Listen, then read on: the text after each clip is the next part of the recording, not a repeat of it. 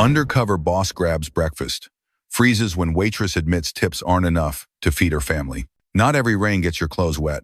Some rainy mornings arrive just to strip away what reports won't reveal. A faded gray pickup truck pulled up slowly by the curb. A man stepped out, pulled the brim of his cap low, adjusted the hem of his worn flannel coat, and walked slowly through the drizzle toward a familiar glass door. Sunrise Diner, branch number 28. Derek Langston, CEO of Sunrise Restaurant Group, wasn't there to check the menu, nor to sign any new contracts. This morning, he came as a passerby, just wanting a normal breakfast. But in truth, he was here to check himself and whether what he had once believed in was still built the right way.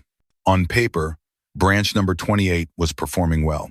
Revenue targets met. Customer satisfaction levels, according to the regional manager, were nothing to worry about. But in the past 3 months alone, HR had recorded a resignation rate twice the system's average. On public review platforms, more negative comments had surfaced. The atmosphere inside is cold as ice. Staff seemed tired and snappy.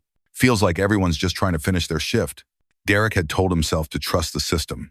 But the instincts of a man who once started out frying potatoes in the very first restaurant he built whispered, not everything that runs smoothly does so because it's right. And if something was truly wrong, it wouldn't show up in reports. It would be hiding somewhere behind the coffee counter, behind perfectly timed smiles and greetings spoken like scripts. Derek pushed the door open. The bell rang with a soft jingle. No one looked up. No one recognized that the man who had just walked in was also the one who laid the very foundation of this place. But this morning, he didn't need to be welcomed. He only needed to witness with his own eyes whether fairness still existed in the kitchen he once believed was the foundation of everything. Some words are so small they sound like a sigh. But if you listen closely enough, they're the first bell of a system beginning to crack. And Derek chose a seat near the window where he could observe the entire dining room without being noticed.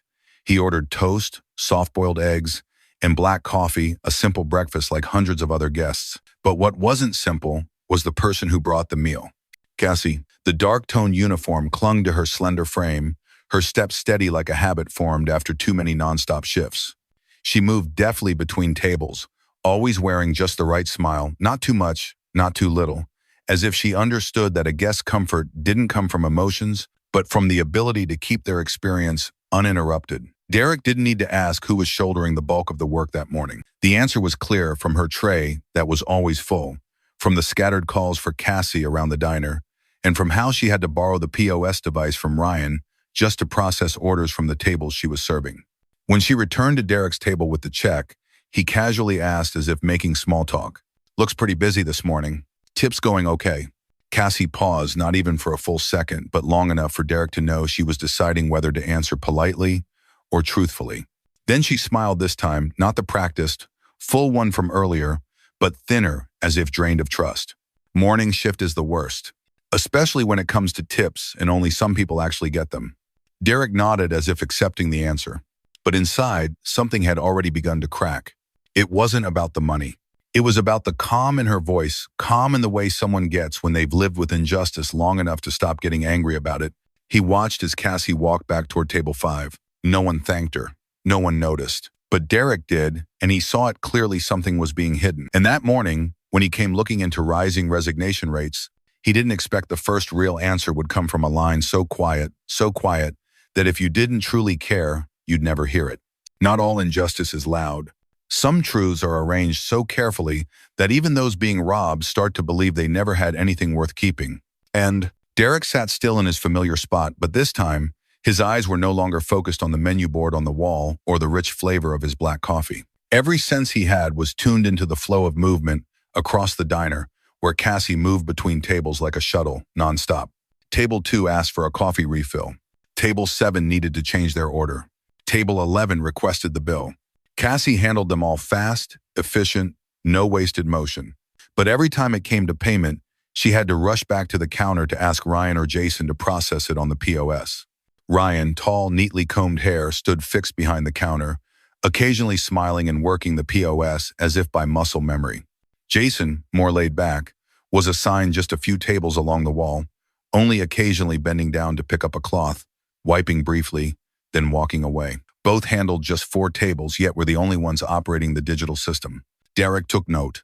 Transactions from Cassie's tables were always processed under Ryan's ID. Tips from her customers never bore her name. He began recording everything, not with a phone, but with a black pen and an old notebook, the kind he'd kept since his early days as an operations supervisor. At the end of the shift, Cassie stopped by his table to clear the dishes. Derek asked gently, not probing, not pressuring, "I noticed you're covering an entire section. That much work, you should be getting a fair share, right?" Cassie paused, her eyes flicking around as if checking to see if anyone was listening. Then she sat down across from him, not fully seated, just barely touching the edge of the chair, as if ready to retract the moment if needed. "I don't get a share of the digital tips. Only those with POS access can be tagged for tips. I'm not on that list. Not because I haven't been here long enough, but because I'm not family." She lowered her voice. "Doug, the manager, is the one who assigns system roles. Ryan's his nephew. Always on morning shifts, always on the POS." Derek said nothing. He simply turned to a fresh page in his notebook, ready to document whatever she might say next. "Everyone who's ever asked about the tip sharing has either been moved to the evening shift or reassigned to dead zones with no customers. I haven't been reassigned yet, but every time I ask about it, my schedule suddenly changes without warning." She pulled a small, worn notebook from her apron pocket. The corners were curled from moisture. Inside were dozens of neatly written entries: date, time, table number, tip amount left by customer, and actual amount received. "I record everything. Over the past month, if you add it up, I've lost over $600. Did the work, got tipped properly, but no one sees my name on the system. They say it'll be shared at the end of the shift, but I've never actually seen what that sharing looks like." Derek sat in silence, not because of the number, but because of how she spoke about it, as if she'd already given up hope of reclaiming it, but still couldn't bring herself to stop documenting. And in that moment, he understood. The issue wasn't the tip money. It was that the system was structured to make people who actually worked accept being erased as if that were the default. He looked down at his now cold coffee. But inside, something had begun to boil slowly. No shouting, no rush, just a promise forming quietly to himself. If this system is erasing good people, then it's time to rewrite how it's allowed to function. Cassie stayed quiet for a while, then gently placed her notebook on the wooden table, revealing the last page. On it was a small yellow sticky note, handwritten, "You don't always win, but if you don't write it down, no one will know what was taken." Derek placed his hand over that page, not out of curiosity, but to feel the reality of something so many systems try to ignore, proof written in sweat. "How long have you been keeping records like this?" he asked. "Almost 4 months. I don't know who to send it to, but I couldn't just do nothing." She looked down, voice even and quiet. "They think we don't know how to calculate, but we do. We just don't have access, no place to send it. No one standing behind us." Derek gave a slight nod, not in agreement, but in acknowledgement. This was no longer suspicion, it was a fully structured truth. As soon as Cassie left the table, he opened his phone and sent a message to Mara, head of internal investigations. "Branch 28, monitor all POS activity in real time for the next 3 days. Focus on IDR Douglas. Any transaction during Cassie's shift, report directly." He closed the phone, but his heart remained wide open. Not because the girl had data, but because she had survived inside a dishonest system and still chose to do the right thing. That afternoon, once the diner had quieted down, Derek walked over to the area near the branch office. He pretended to look at the job postings on the wall while listening to the voices coming from inside. Doug, the manager, was on the phone. She brought up the tip sharing again.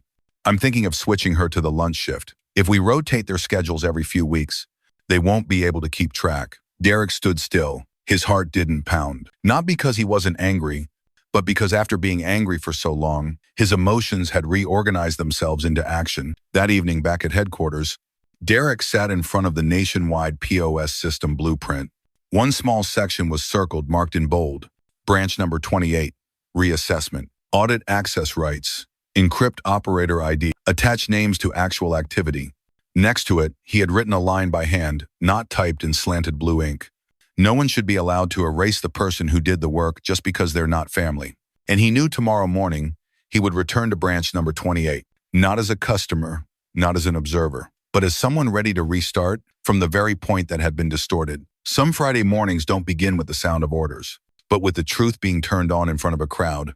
9:01 a.m., peak hour at Sunrise Diner, branch number 28. The diner is packed. Customers line up. Staff buzz around as usual. Cassie is still handling Area A all on her own. Ryan stands at the POS, working quickly, with a ready-made smile. Doug from the back office glances around like someone used to controlling everything without needing to say a word. And then 9:05. The door opens. This time, no chime. Derek Langston walks in. No baseball cap, no worn flannel coat, just a dark gray suit, neatly combed hair, and a small USB drive in his hand. His eyes don't scan the room anymore. They know exactly where they need to go. Megan freezes. Ryan's hands stop mid-transaction. Doug steps out of the office, trying to maintain a professional smile, but it fades immediately when Derek speaks.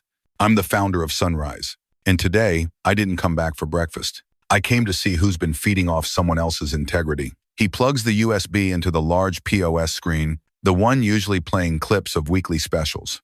The screen goes black for a second, then lights up. Clip 1. Ryan operating the POS. A transaction from Table 6 Cassie's section is tagged with the ID R. Douglas. Clip 2. Megan turning away a woman with a child. Come back when you have enough money. This place isn't a charity. Clip 3. Henry salt and pepper hair, slightly hunched, opens his wallet, and quietly places two $1 bills in the tip jar at Table 9. No one notices. No one mentions it. No background music. No narration. Just the truth. Standing in the middle of the diner, and no one left to say, I didn't know. The once busy space falls silent. Derek turns around, his voice low but sharp, like a blade slicing through tendon. I built Sunrise Diner so employees could be respected just like customers. But here, kindness is mocked, and fairness is buried beneath what you call internal procedures. He looked at Doug, whose face had gone pale. You, the one entrusted with management, used that power to build a system that prioritized family ties. Then he turned to Ryan, still gripping the edge of the POS counter, as if it could save him from collapsing. You, the one holding the machine, inserted your own name into someone else's work. Not because you were better, but because you knew the right people. A nod. Mara, head of internal investigations, stepped forward, holding two folders. Doug Henderson immediately suspended. Ryan Douglas contract terminated. All system access revoked. Derek turned back to face the entire staff, many faces stunned, a few eyes glistening with tears. Starting today, Sunrise Diner will operate the way it was once loved for. The tip-sharing system will be fully updated. Transactions will be public. The server's name will display in real time. No more end-of-shift distribution. No more nameless side characters. Finally, he walked over to Cassie, still holding a tray with two untouched coffees. He said nothing, just pulled a small folded note from his pocket and placed it on her tray. Every decent person deserves a system that stands by them. Cassie looked at the note. Her eyes didn't well up, but they quietly shone, as if, for the first time in months, she was seen not because of a mistake, but because of the truth. Morning light streamed through the fogged glass, reflecting on the POS screen that had just gone dark. For the first time in a long while, Sunrise Diner wasn't just functioning because of a time clock.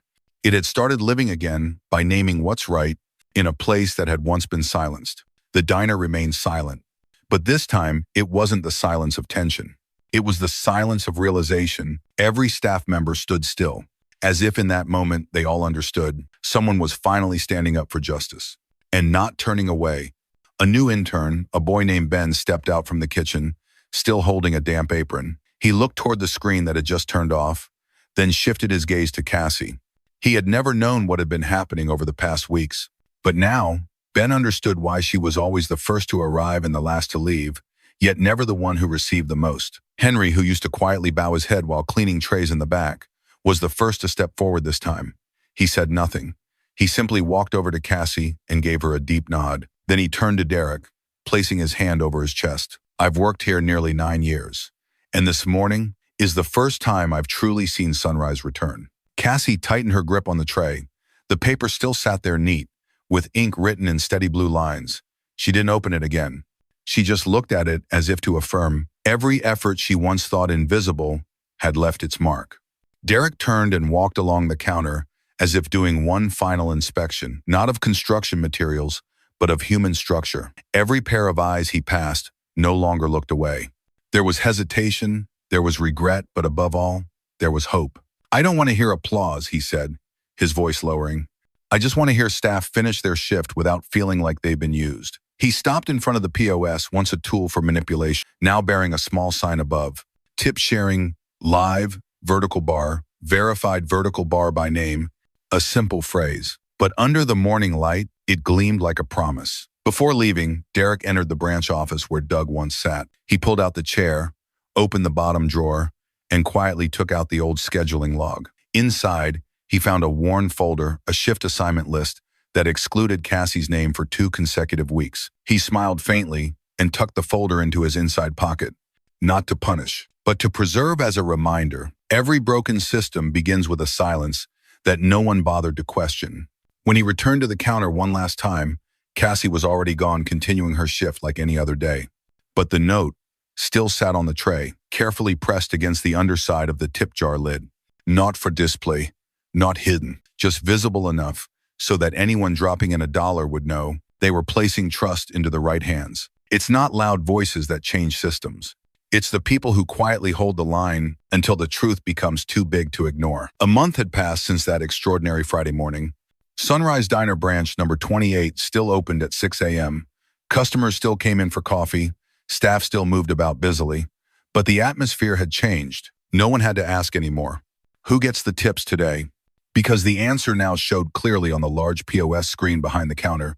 Tip tracking, real-time, verified, by name. 846, table 3, 2.50, Cassie. 849, table 7, 4 no Jasmine. 852, table 1, $3. But T5, Ben. Every transaction was linked to the server's ID. Every reward was displayed transparently. No more background roles. No more split later after shift. Only clarity and fairness visible across every tray. And Cassie, who once collected scraps of evidence in a worn notebook, no longer worked the tables. She was now present at branch number 41, serving as regional training manager, directly implementing the new tip-sharing system at locations in need of reform. She didn't start the training session with a PowerPoint presentation. She simply placed a notebook on the table, opened it to the first page where faded ballpoint ink read, "Fairness doesn't appear by itself. It needs someone to preserve it every day, each shift, each receipt." Then she looked at everyone with eyes that no longer sought permission to be believed. Because now, she was the one defining how the system ought to work. One early morning, back at branch number 28, Cassie returned to clean table 6 where an unfamiliar guest had just left. All that remained was a cooled cup of coffee, a half-eaten pastry, and a folded $20 bill tucked under the edge of a napkin. Beneath it, a small handwritten note in bold blue ink. "Thank you for standing firm in your integrity, even when no one stood beside you. DL." She folded the note, not placing it in a drawer. She slid it into her old notebook, now filled to the last page, as a quiet full stop to a journey once walked alone. Cassie tucked the note into the inside cover of her notebook, the place where she had kept old receipts, daily and hourly notes, things that, in the past, no one cared about. But now, every ink mark in that notebook had contributed to rebuilding a system that had once been distorted. She didn't tell anyone about the note. She didn't need to. Because a week later, when she visited branch number 35 to assess training progress, a new staff member, a young woman named Tara, came up quietly after the session and said, "Miss Cassie, I heard from some people at branch 28 about what you did. I don't really know what to say, but thank you. Because of you, I finally had the courage to sign my real name on the shift request board." Cassie smiled, revealing nothing more than a nod. But inside, she knew. Once fairness is rewritten through action, it doesn't need a name at the top, it will spread on its own. That same day, at the Sunrise Restaurant Group headquarters, Derek was signing off on a new policy update. Tips must be auto-assigned based on the actual employee ID who processed the transaction. Each branch must display at least one public tip-sharing board during operating hours. Each quarter, regional managers must receive and respond to anonymous reports within 72 hours. He sat quietly for a moment, then pulled from his drawer a copy of the same note Cassie had once received, the familiar words. "Thank you for standing firm in your integrity, even when no one stood beside you." He clipped it back into the inside of his executive binder, then stood and walked to the window. Below, a group of young employees emerged from that morning's training session. They were laughing, exchanging notebooks, some wearing trainee badges, but no longer with eyes filled with fear. Only curiosity and the feeling that they were beginning their journey in the right kind of place. A company can grow with process, but it can only stand strong when someone has the patience to preserve its core values, even when everything around starts to fall apart. Kindness is not the final reward. It is the only thing that makes the system still worth staying in.